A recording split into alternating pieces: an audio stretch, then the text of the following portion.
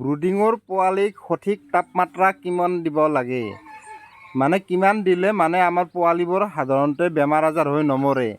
আমি আমাৰ ব্ৰুডিঙত থকা পোৱালিবোৰক একদিনৰ পৰা মানে ফাৰ্ষ্ট উইকলৈ 32ৰ পৰা 35 ডিগ্ৰী চেলচিয়াছৰ তাপমানত ৰাখিব পাৰিলে এটা ভাল ৰিজাল্ট পোৱা যায়। ফাৰ্ষ্ট উইকত আমি 32ৰ পৰা 35 ডিগ্ৰী চেলচিয়াছ ৰাখিব লাগিব আৰু ছেকেণ্ড উইকত আমি 1 ডিগ্ৰী চেলচিয়াছকৈ মাইনাছ কৰি আহিব লাগিব। মানে ছেকেণ্ড উইকত আমি 31ৰ পৰা 36 ডিগ্ৰী চেলচিয়াছ আৰু থাৰ্ড উইকত 30ৰ পৰা 33 ডিগ্ৰী চেলচিয়াছ।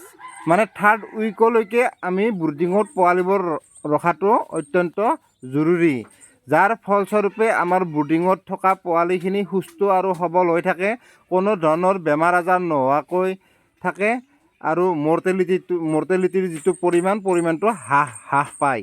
সেইকাৰণে আমি ব্ৰুডিঙত থকা পোৱালিবোৰক অতিকৈ মানে যত্ন বা কেয়াৰ আৰু সঠিক তাপমাত্ৰা দিয়াটো খুব দৰকাৰ।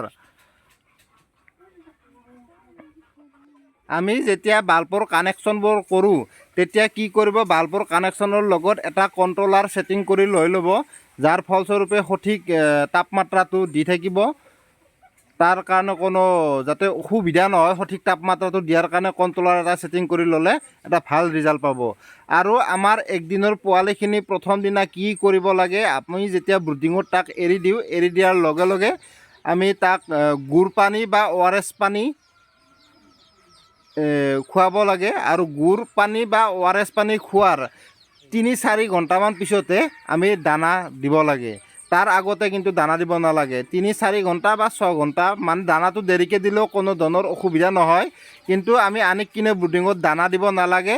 দানা দিলে আমাৰ পোৱালিবোৰ মানে অলপ অসুবিধা হয়, যাৰ ফলস্বৰূপে মৰ্টেলিটিৰ পৰিমাণটো বাঢ়ি যায়। সেইকাৰণে আমি পোনপ্ৰথমে গুড় পানী দিব লাগে। গুড় পানী দিয়াৰ 4 ঘণ্টা বা 3 ঘণ্টা 5 ঘণ্টা পাছত আমি দানাটো দিব লাগে।